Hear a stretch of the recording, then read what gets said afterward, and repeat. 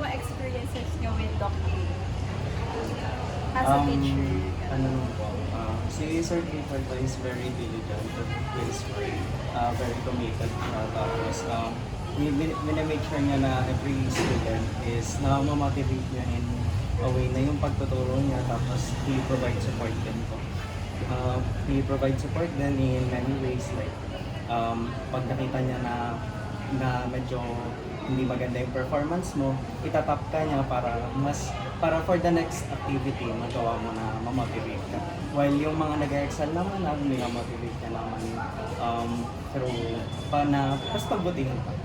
Paano niyo po nasabi na hardworking po si Sir? Nasabi ko na hardworking si Sir kasi kasi teacher ka na si Sir since senior high.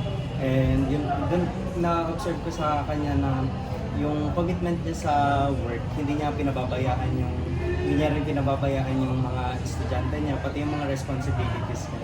And very balanced yung time niya sa mga bagay-bagay. Sige po.